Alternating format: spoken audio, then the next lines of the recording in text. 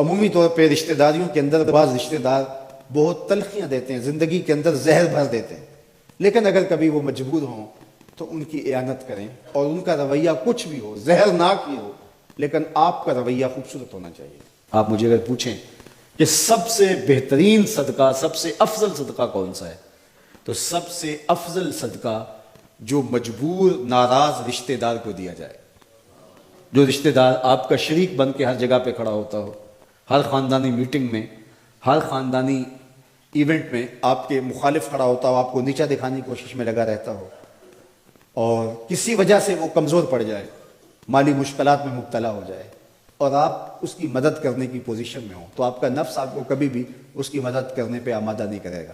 آپ کا نفس روکے گا، آپ کہے گا کہ یہ تو ہمارا شریک ہے، تو سانپ کو دودھ پلائیں، اب تو اس کا سر پاؤں تلے آیا ہے، اس کو تو کچل دے، یہ تو میرا دشمن ہے، اس کو طاقت دوں۔ نفس کبھی بھی نہیں چاہے گا کہ اپنے شریک دشمن کی مدد کی جائے، لیکن سب سے افضل صدقہ وہی ہے جو ناراض رشتہ دار کو دیا جائے، اس لیے کہ اس میں نفس شامل نہیں ہوگا، اور جس عمل میں آپ کا نفس شامل نہیں ہوتا اس عمل سے تمہارا رب راضی ہوتا ہے۔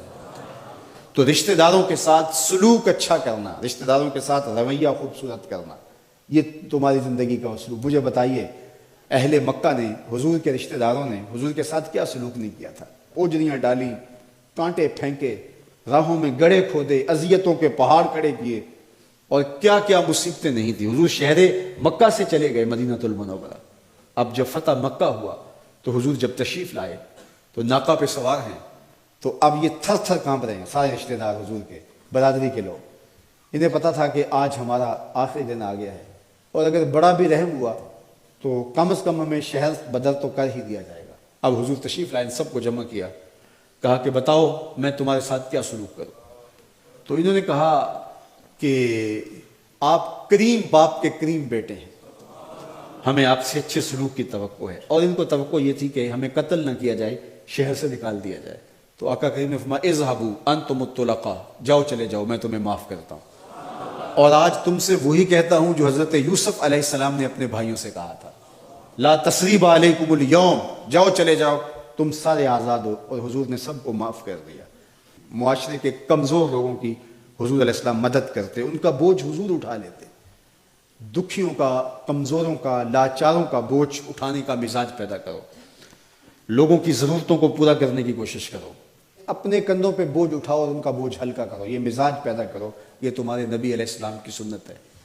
وہ چاہے تمہارا دشمن ہی کیوں نہ ہو، لیکن اس کا بھی بوجھ کم کرو، اس کا بوجھ اپنے ذمہ لو۔ جس کا کوئی کمانے والا نہیں، معذور ہے، اپاہج ہے، لاچار ہے، زیادہ بچوں کا بوجھ ہے، اور ذرائع آمدن تھوڑے ہیں، تو آپ کثیر العیال لوگ ہیں جن کا کوئی مددگار نہیں ہے، آپ ان کی مدد کرتے ہیں، ان کے کام آتے ہیں، آپ ان کے لیے کمائی کرتے ہیں۔ یہ بات ذہن میں رکھیے، کمائی کرتے ہوئے 3 نیتوں کا استحضار رہنا چاہیے، 3 نیتیں آپ کے ساتھ جڑی رہنی چاہیے، تو آپ کا کاروبار، آپ کا رزق کمانا بابرکت ہوگا۔ اگر چوتھی چیز جڑ گئی تو آپ کے کاروبار میں، آپ کے رزق میں پیچیدگیاں آنا شروع ہو جائیں گے۔